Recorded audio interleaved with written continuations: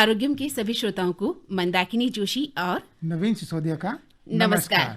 नवीन, कैसे हैं आप? मैं ठीक हूँ मंदाकिनी जी, लेकिन आप कुछ घबराई हुई सी क्यों लग रही हैं?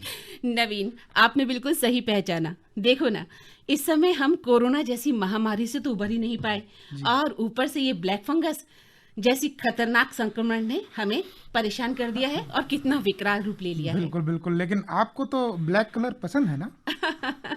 नवीन, आप भी मजाक करने लगे? नहीं मंदाकिनी जी, मैं आपको संयत करने की कोशिश कर रहा हूँ क्योंकि हम सभी बहुत ज्यादा डरे हुए हैं। बिल्कुल नवीन, बिल्कुल सही कहा। देखो ना, कोविड से ठीक होने के बाद हजारों लोग म्यूकोरमाइकोसिस की चपेट में जो आ गए हैं। जी मंदाकिनी जी, इसी बात को ध्यान में रखते हुए आज हमने हमारे स्टूडियो में आमंत्रित किया है ईएनटी प्रोफेसर डॉक्टर गौरव गुप्ता को। आप इस समय पीबीएम हॉस्पिटल बीकानेर में नाक कान गला रोग के विशेषज्ञ हैं और इस वक्त म्यूकोरमाइकोसिस ट्रीटमेंट बोर्ड के कन्वेनर भी हैं। जी, तो डॉक्टर गुप्ता, आपका स्टूडियो में बहुत बहुत स्वागत है। बहुत बहुत धन्यवाद आपका मुझे स्टूडियो में बुलाने के लिए। जी। मैं आशा करता हूं कि आपके आकाशवाणी के श्रोताओं को कुछ उपयोगी जानकारी म्यूकोरमाइकोसिस के बारे में दे पाऊंगा। जी सर, कोरोना के साथ साथ अचानक म्यूकोरमाइकोसिस जिसे हम ब्लैक फंगस के रूप में जान रहे हैं, ये भी बहुत फैल रहा है। तो सबसे पहले हम सब यही जानना चाहते हैं कि क्या है ये ब्लैक फंगस जिससे कोरोना की तरह दहशत फैला दी है? जी, ब्लैक फंगस एक तरह का अपॉर्चुनिस्टिक इन्फेक्शन है। फंगस अपने डे टू डे लाइफ में, अपने वातावरण में, अपने घर में आसपास बहुत अपने चारों तरफ मिलता है, लेकिन इसका इन्फेक्शन अपॉर्चुनिस्टिक मतलब जब पेशेंट की इम्यूनिटी किसी भी वजह से वीक होती है जी। तो उस पेशेंट में ये फंगस ग्रो करके उसको इन्फेक्ट कर देता है। ब्लैक फंगस इसलिए बोलते हैं, इस फंगस का कलर ब्लैक नहीं होता। जी। इस फंगस की खास बात होती है कि जब भी किसी व्यक्ति के शरीर में प्रवेश करता है या उसको इन्फेक्शन करता है तो जो अफेक्टेड एरिया होता है उस जगह की ब्लड वेसल्स को ब्लॉक कर देता है, उस जगह की ब्लड वेसल्स की सप्लाई को रोक देता है, ब्लड सप्लाई को, जिसकी वजह से जो भी अफेक्टेड एरिया वो ब्लैक हो जाता है। जी। तो सिम्टम हमारे पास जो आते हैं वो ब्लैकनिंग ऑफ स्किन या जो भी अफेक्टेड पार्ट ब्लैक हो जाता है, तो इसलिए इसका नाम ब्लैक फंगस पड़ा रखा है। गया है। जी। जी जी डॉक्टर साहब, ब्लैक फंगस आपने बिल्कुल सही बताया कि क्यों इसका नाम जो है ब्लैक फंगस रखा गया है। लेकिन किसी रोगी को ब्लैक फंगस जो है उसकी गिरफ्त में आ गया है, उसको सिम्टम्स नहीं पता है, वो कैसे पहचाने कि उसको ब्लैक फंगस ही हुआ है या मतलब इसके शुरुआती लक्षण क्या है डॉक्टर साहब? नवीन ये जानना चाहते हैं, कैसे पता चलेगा कि ये जो है ब्लैक फंगस का संक्रमण है और ब्लैक फंगस ने अटैक कर दिया है? देखिए, बहुत ही इंपॉर्टेंट क्वेश्चन है, बहुत ही अच्छा क्वेश्चन पूछा आपने। ब्लैक फंगस के लिए आपको ये जानना जरूरी है कि ये मेनली पेशेंट के शरीर में नाक के थ्रू अंदर घुसेगा, मतलब मींस एंट्री पोर्ट जो इस फंगस का रहेगा वो मेनली नाक और मुंह के थ्रू घुसता है। जी। तो जो सिम्टम, प्रारंभिक सिम्टम होते हैं वो इसके नाक, मुंह, आंख और आगे आगे चला जाए और आगे बढ़ जाए, अगर फंगस दिमाग तक चला जाए तो वो लक्षण होते हैं। लेकिन वो एडवांस स्टेज में, आरंभिक लक्षण की अगर बात करें तो नाक का बंद रहना, नाक से खून का आना, नाक में दर्द का होना, साथ में अगर वो हमारे फेस की बोन जिसको हम मैक्सिलरी साइनस बोलते हैं उसमें अगर ग्रो कर जाए तो आधे फेस का हमारा भारीपन रहना, आधे फेस के ऊपर सूजन आना, दर्द होना, सूनापन होना, और अगर इसके बाद अगर उसके तालू में कालेपन का आना, और आगे एडवांस केस की अगर बात करें तो आंखों में अगर वो पहुंच जाता है।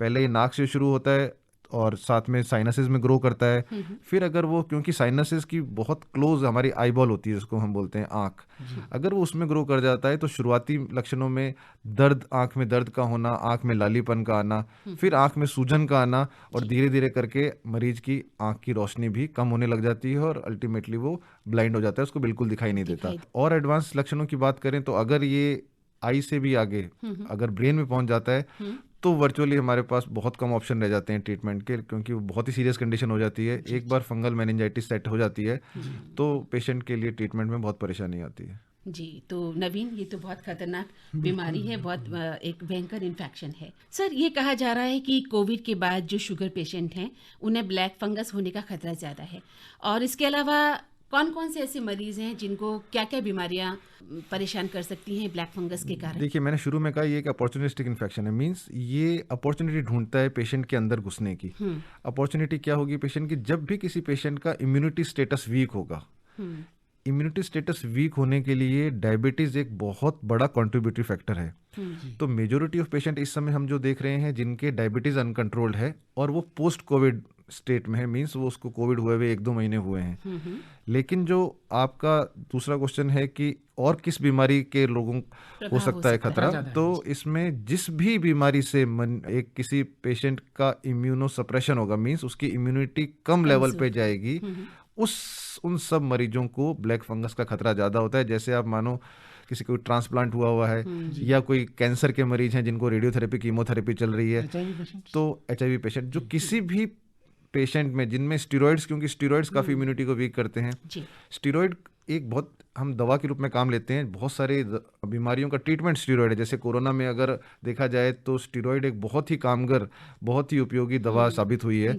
तो जिस भी पेशेंट में एक्सेसिव स्टेरॉइड चल रहा है, उसकी वजह से इम्यूनोसप्रेशन है, या कोई और बीमारी जैसे कैंसर वगैरह है उसमें कीमोथेरेपी रेडियोथेरेपी चल रही है, तो उन वजह से इम्यूनोसप्रेशन चल रहा है। तो डायबिटीज़ के अलावा ये सब कुछ ऐसी कुछ एक बीमारियां हैं जिसमें को इस ब्लैक फंगस होने की संभावना थोड़ी ज़्यादा हो जाती है। जी डॉक्टर साहब, आपने बताया कि डायबिटीज़ के अलावा बहुत सी ऐसी बीमारियां हैं जिनमें हमारी इम्यूनिटी कमज़ोर हो जाती है, उस वजह से ब्लैक फंगस को मौका मिल जाता है। डॉक्टर साहब, ब्लैक फंगस आमतौर पर किन किन अंगों को प्रभावित कर रहा है? मेनली हमारे पास जो पेशेंट आ रहे हैं, मैंने जैसे बताया, क्योंकि इसका एंट्री पोर्टल नाक से या मुंह से होता है, तो सबसे पहले जो ऑर्गन होता है वो ENT पेशेंट जो होते हैं, कि जब नाक और गला और आप मान के चलें साइनसेस, नाक और साइनसेस इसके मेन कंसर्न है, जो मेन प्रभावित ऑर्गन में से आता है। लेकिन जैसे जैसे वो एडवांसमेंट होता है तो वो आई के अंदर चला जाता है। तो आई एक बहुत ही इंपॉर्टेंट ऑर्गन है जो उसको अफेक्ट करता है, और आगे जाने पर ये ब्रेन जो एक बहुत वाइटल ऑर्गन है उसमें चला जाता है। इसके अलावा जो हमारे पास पेशेंट आए हैं, कुछ एक स्किन एक हम ऑर्गन में लेते हैं, स्किन जिसको हम कहते हैं क्यूटेनियस म्यूकरमाइकोसिस। तो स्किन पे हमारे पास कुछ एक ऐसे पेशेंट्स आए हैं जिनको स्किन पे अफेक्ट किया है, जैसे कंधे पे, पेट की सीन पे काले चकत्ते पड़ जाना, उसमें भी म्यूकरमाइकोसिस आया है। लेकिन मेजोरिटी ऑफ पेशेंट में जो हम लोग जो अंग कौन कौन से अंगों में प्रभावित करता है, तो हम ये बोलेंगे नाक में, मुंह में, साइनसेस में, आंख में और अल्टीमेटली ब्रेन में। जी डॉक्टर साहब, जैसा आपने बताया कि जो पेशेंट कोविड से रिकवर हो रहे हैं और डायबिटिक भी हैं और जिनको स्टेरॉइड्स भी दिया गया है, वो मैक्सिमम जो है इसमें बिल्कुल टारगेट एरिया में है कि भी म्यूकोरमाइकोसिस उनको ज़्यादा हो सकता है। तो इस तरह के पेशेंट्स जो कोविड भी हो चुका है, डायबिटिक भी हैं, स्टेरॉइड्स भी हैं, वो भी उनका चला है, वो क्या प्रिकॉशन रख सकते हैं कि ब्लैक फंगस से बच सकें? जी, मेन आपको ये समझना पड़ेगा कि कोविड एक ऐसी बीमारी आई है अपने यहाँ जिसने, अगर जो डायबिटीज नहीं था उनकी भी शुगर लेवल ड्यूरिंग कोविड बढ़ गई है, बढ़ती है। मतलब ये एक तरह की माने कि इंसुलिन रेजिस्टेंस को बढ़ाता है, कि नॉर्मल मरीज को भी अगर कोविड हुआ है तो उसमें भी थोड़ी सी शुगर लेवल हम देख रहे हैं कि उसमें बढ़े भी मिलते हैं। और कोई पहले से डायबिटिक हो तो इसमें थोड़ा सा शुगर लेवल और बढ़ जाएगा। और अगर ऐसे पेशेंट में हम लोगों ने ट्रीटमेंट के लिए स्टेरॉइड जो देना जरूरी होता है वो दिए हैं तो और शुगर बढ़ जाता है। तो ध्यान रखने वाली बात क्या है कि पेशेंट जब भी डिस्चार्ज होके जाए या पोस्ट कोविड में जिसको स्टेरॉइड मिले हैं, अपना शुगर लेवल जरूर चेक करते रहें। नॉर्मली क्या होता है कि आपको एज ए ट्रीटमेंट प्रोटोकॉल आपको स्टेरॉइड लगे हैं या आप डायबिटिक हो, तो अगर आपने शुगर लेवल आपने अगर मान लीजिए 150 से नीचे रखा है तो इस बीमारी के होने की संभावनाएं बहुत कम रह जाती हैं। तो ध्यान रखने वाली बात यही है कि आप अस्पताल में भर्ती हुए हैं चाहे नहीं भर्ती हुए हैं, अगर भर्ती हुए हैं तो जब भी छुट्टी मिले आपको पहले 1.5-2 महीने तक बहुत ज़्यादा ध्यान रखना है, अपने शुगर डेली मॉनिटर करना है और शुगर को कंट्रोल रखना है, जिससे वो इम्यूनोसप्रेशन की कंडीशन बॉडी में नहीं रहे। डॉक्टर साहब, मतलब डॉक्टर के टच में रहें, जांच कराते रहें, शुगर लेवल्स मॉनिटर करते रहें, शुगर को भी मॉनिटर रखें। वो अगर आप कंट्रोल रखेंगे तो बहुत हद तक आप ब्लैक फंगस से बच सकते हैं। और ऐसा नहीं है कि ये बहुत ज़्यादा डर बैठा हुआ है कि जिनको डायबिटीज़ है और कोविड हुआ हुआ है उन सबको होगा। अगेन जो पोस्ट कोविड पेशेंट हैं हमारे और जिसमें डायबिटीज़ है उनमें भी बहुत एक सर्टन लेवल, एक स्मॉल परसेंटेज है, उन्हीं पेशेंट्स को वो हो रहा है। सर, बहुत ज़्यादा भय व्याप्त हो गया है और भारत में या अपने शहर की भी बात करें, बीकानेर में भी बहुत सारी भ्रांतियां फैल जाती हैं और लोग उनको पढ़ कर ज़रूरत से ज़्यादा डर गए हैं। डॉक्टर साहब, कहा जा रहा है कि पहले साल में 1 या 2 ऐसे केस आते थे, ब्लैक फंगस के मामले सामने आते थे, लेकिन आज अचानक इतनी तादाद बढ़ गई है, तो इसका क्या कारण मानते हैं आप? जी, अगेन आप सच कह रहे हैं, पहले बहुत कम केसेस हम देखने में मिलते थे, साल में 2, 3, 4, लेकिन देखा जाए तो फर्स्ट वेव जो कोरोना की आई थी उसमें बीकानेर में कम से कम 10-15 पेशेंट ऐसे आए थे, लेकिन अचानक से सेकंड वेव में बढ़ गया है।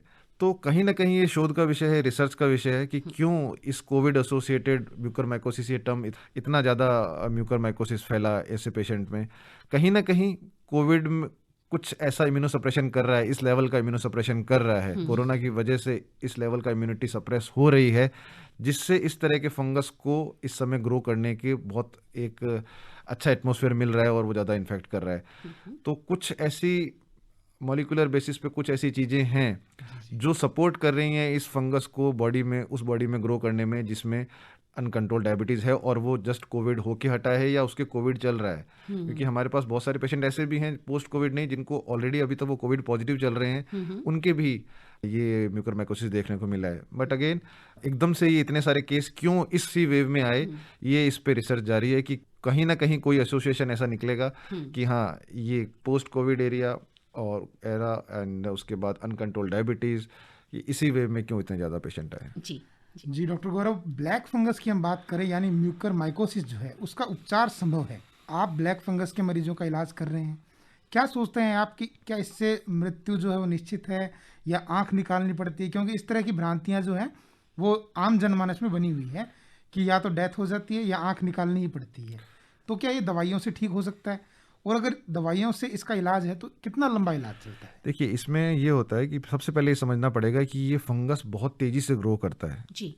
हम देखते हैं कि पेशेंट हमारे पास कुछ एक ऐसे भी आते हैं कि जो हमारे पास आके बढ़ते हुए 1-2 दिनों में उनका विजन लॉस हो जाता है, 1-2 दिनों तक दिमाग में पहुंच जाता है। बट अगेन ये पेशेंट टू पेशेंट वेरी करता है कि पेशेंट का इम्यूनिटी स्टेटस कितना है।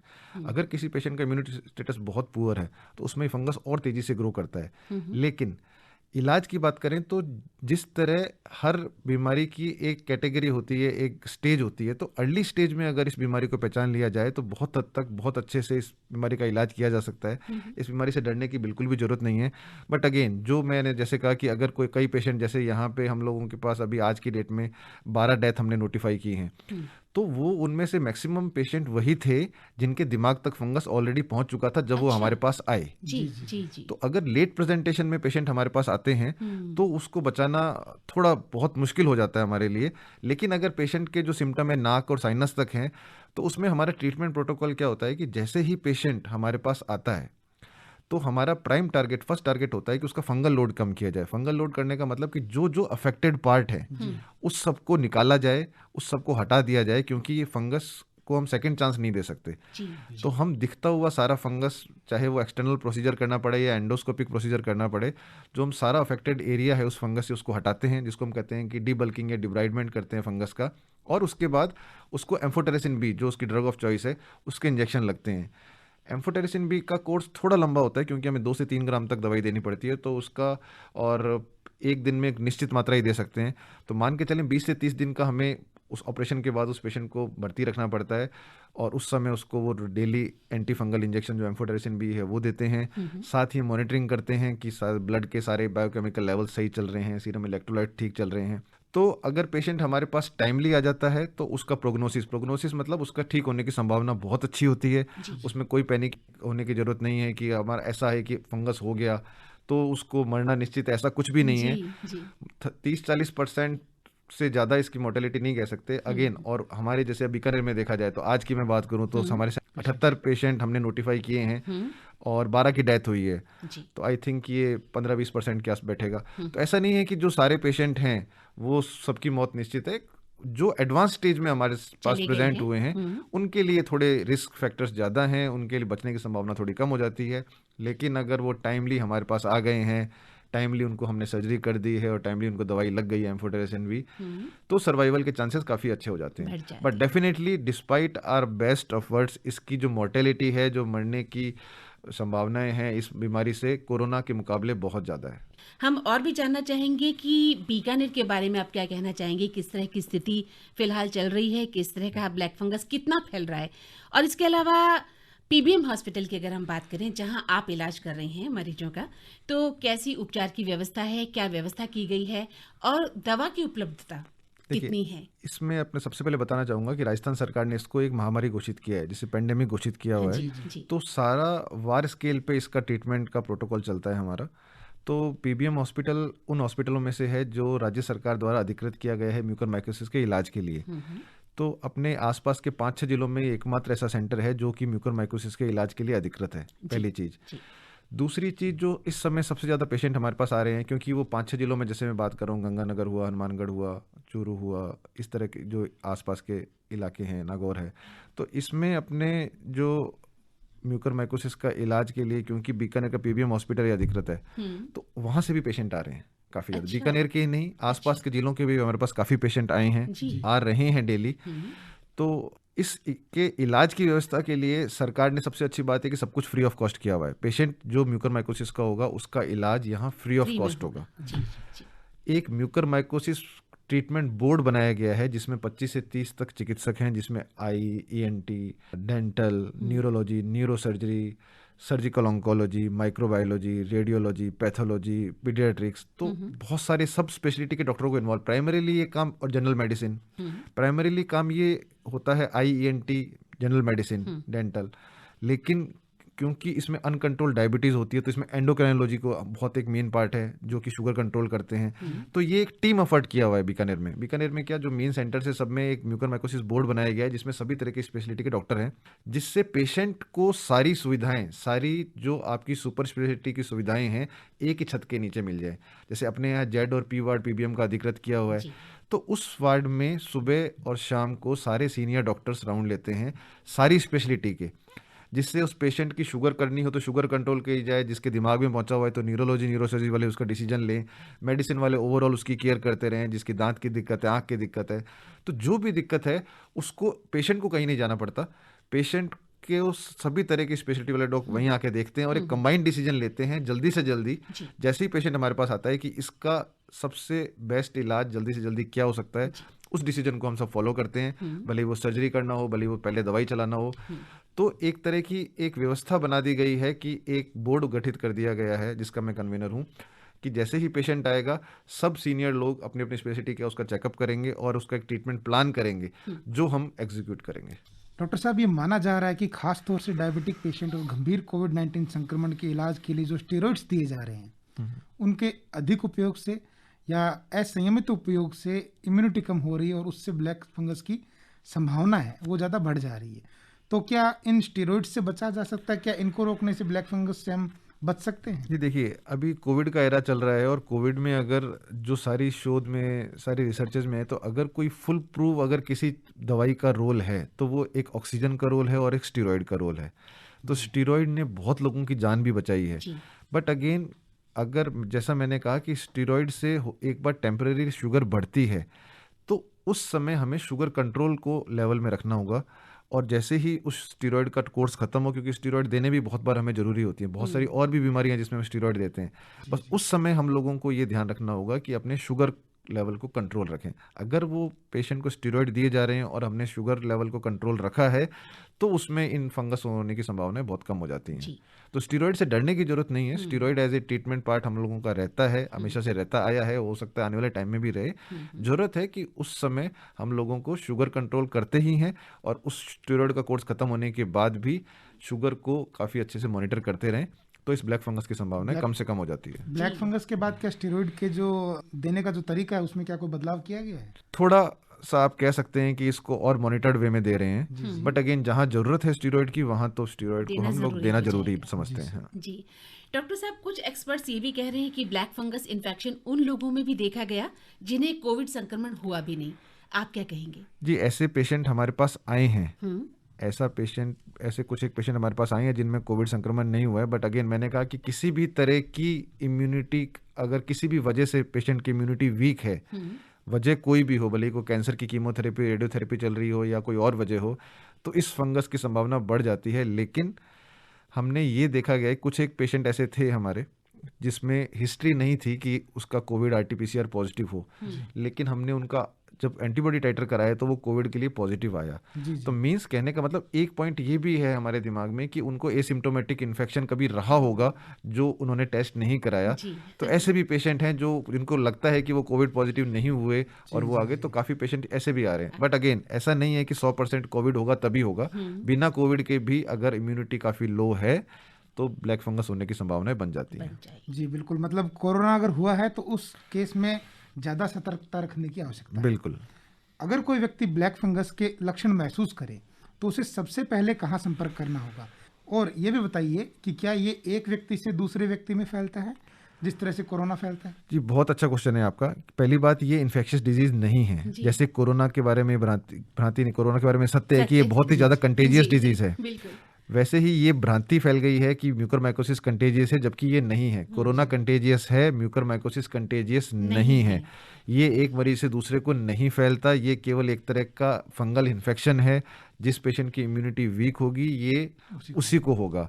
और दूसरी चीज़, आपने क्वेश्चन पहला पूछा था कि अगर किसी के ऐसे लक्षण दिखाई देते हैं तो उसको कहाँ संपर्क करना चाहिए।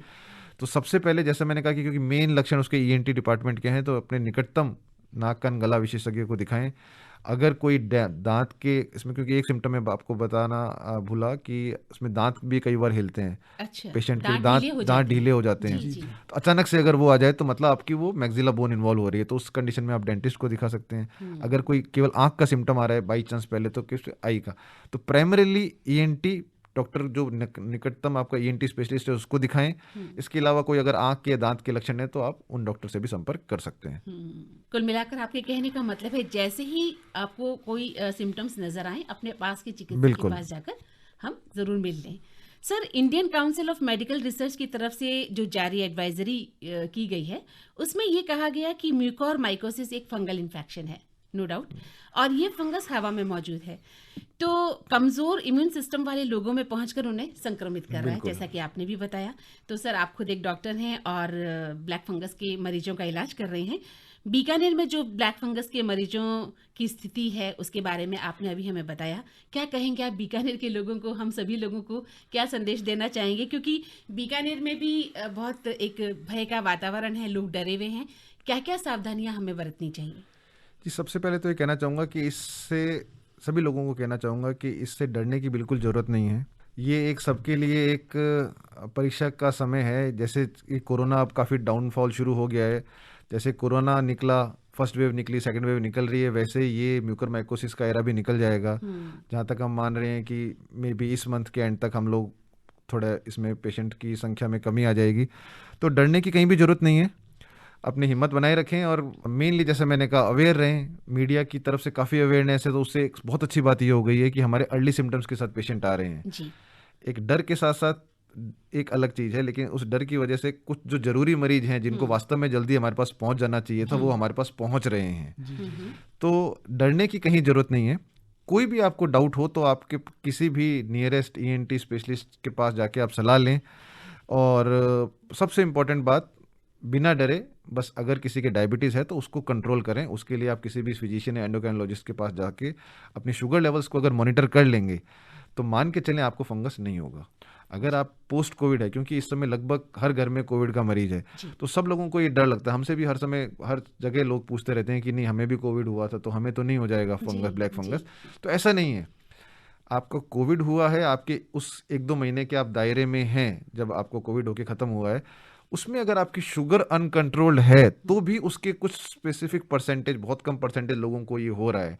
तो आपको, अगर आपकी शुगर कंट्रोल्ड है, आपने अच्छे से मेंटेन किया हुआ है शुगर लेवल, तो इस फंगस को होने की संभावनाएं काफ़ी कम है। और फिर भी अगर आप ये अपना मनोबल बनाए रखें कि अगर कोई सिम्टम ऐसा आता है और अर्ली स्टेज पे ये डिटेक्ट हो जाता है तो इससे कोई घबराने की बात नहीं है। इसका बहुत हद तक बहुत अच्छे से इलाज पॉसिबल है। जी जी, डॉक्टर गौरव गुप्ता, आपने ब्लैक फंगस पर इतनी महत्वपूर्ण जानकारियां हमें दी है और हमें उम्मीद है हमारे श्रोता इससे ज़रूर लाभान्वित हुए होंगे और उनका डर बहुत हद तक कम हुआ होगा।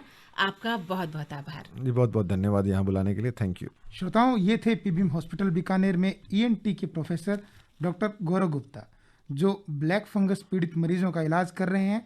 म्यूकरमाइकोसिस ट्रीटमेंट बोर्ड के कन्वेनर भी हैं। जी हाँ, बिल्कुल नवीन, सही कहा आपने। तो मुझे लगता है ये बातचीत हमारे श्रोताओं को बेहद पसंद आएगी। जी बिल्कुल। तो मंदाकिनी जी, डॉक्टर गौरव गुप्ता से मिलकर बातचीत कर क्या आपको कुछ राहत मिली? नवीन, बहुत राहत मिली है। पता है कितने भ्रम दूर हुए हैं और बहुत सारा डर भी कम हुआ है। जी बिल्कुल, वो तो आपके चेहरे को देखकर मैं समझ गया था। अच्छा, आजकल चेहरा पढ़ना भी सीख गए हो तुम नवीन। अब घड़ी का इशारा पढ़ लेते हैं। घड़ी अब इजाजत नहीं दे रही है, तो आरोग्यम कार्यक्रम से अब विदा लेते हैं। मंदाकिनी जोशी और नवीन सिसोदिया को दे आज्ञा। नमस्कार।